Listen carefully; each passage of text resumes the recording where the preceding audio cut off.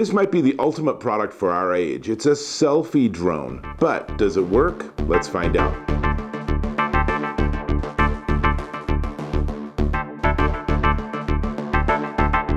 Dave Taylor here, and you know, sometimes I look at products and I really want them to work, but they don't work so well.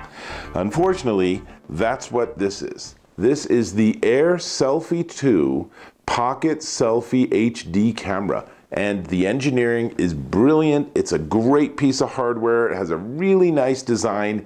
It just doesn't hover. And without that hovering capability, everything ends up falling down. So let me tell you about it before we actually get into some video demo, which I'm sure you will be entertained by. It's madness, but we'll get there. So it's 2.8 ounces. It's insanely light. It is 7.5 inches by 4 inches. And as you can see, it has 4 little blades, and they're all protected, so you can hold it. In fact, they tell you that you can just grab it out of the air, just like that. You can grab it out of the air when you're done flying it. Now, on the front, you have a 12 megapixel HD camera that shoots 1080p HD video. And again, in just a moment, I'll show you a demo of that. And then you come around to the back, and then you have a USB-C charging plug. And somewhere in here, I don't remember exactly where it is, there is a micro SD card, and it comes with a 16 gig micro SD card, and you can actually flip another one in if you want to really get a lot of video footage. Or you can actually take photos, but again, getting those photos to work when you don't have a good hover, well, a little problematic. I also want to point out that you can't tell from the video, but this is all aluminum. It's not plastic. The only plastic part here are the blades of the little blades. So that's really nice. So again, the feel of it, the engineering, it's all really terrific. Now, you need to get the AirSelfie2 app. You need to calibrate it, which I did. Every time I've flown it, I've calibrated it first. And you need to connect it, because it's very interesting. It actually builds its own on-the-fly Wi-Fi network. So on your phone, you actually connect to it via Wi-Fi, and then within that, you then have ability to control what's going on. But enough talk. Let me show you the footage of me trying to fly it. And this is after I've done it like 20 or 30 times. And, you know, I've never once had it just go up and just sit. It just lasts a couple of seconds, and then, you know, chaos ensues. But let's switch to the video and you'll see what I mean. All right, I'm going to fly it in easy mode. So it's supposed to be able to just hover, right? Let's see how that works out. I'm going to push easy, and then I need to actually make sure the camera faces me. It does. And then you push and hold the little triangle, and it spins up. And now I'm going to just start the recording, because we're going to do video, and I just throw it up, and theoretically it should work. Now right now it's working pretty well, but now I gotta have it move back. And as you can see, it kind of has a mind of its own, and controlling it is really a complete disaster. I don't even know what happened up there. But I'll share the video with you. My point being that the concept of this is really great. The actual implementation is madness and chaos. So hang on, let me get back on camera. So total madness. Now, let's look at the video that was recorded while I was going through that exciting flight adventure.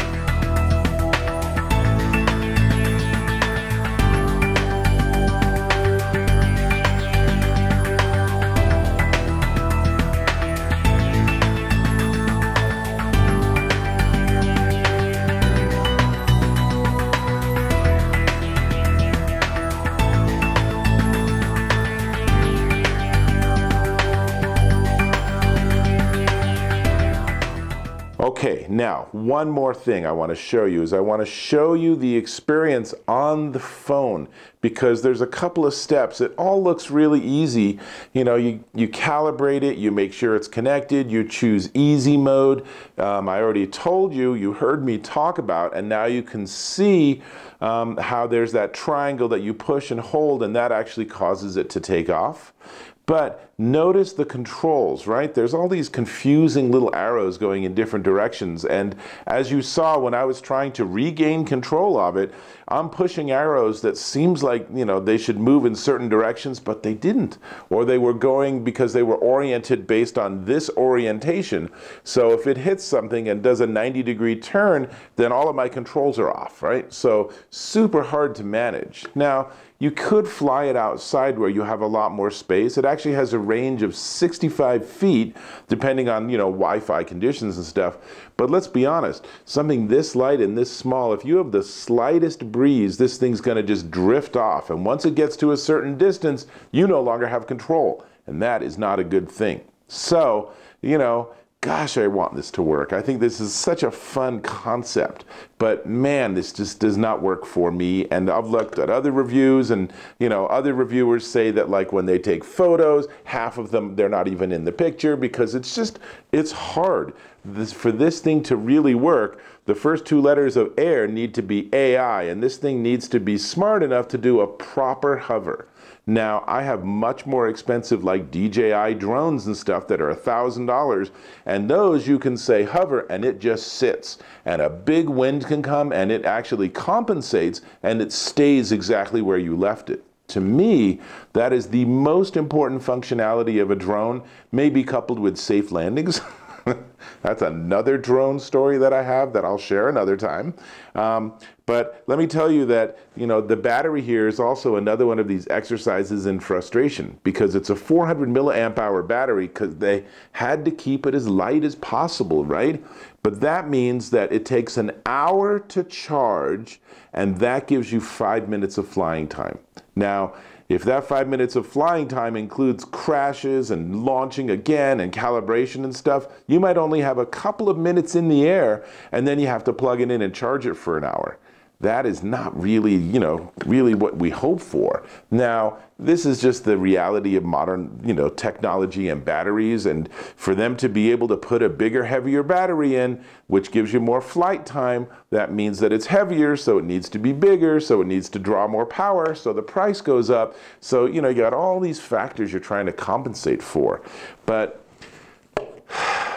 I really wish this worked, and it just, you know, it was just super frustrating. Every single time I flew it, I wanted it to work. I was willing it. I had like all this energy out of my head saying, just hover right there, just stop, just sit there for 30 seconds. And it was like, and I just started wandering off. Ugh, super frustrating. Now, before I tell you the price, because you're going to want to know this price, you know, even if you might be thinking maybe this is something you want to play with, you still want to know the price. But before we get there, let me ask if you can subscribe to my channel. Really appreciate when you subscribe. Cool. Now, this AirSelfie2 Pocket Selfie HD camera is $189 on Amazon.com.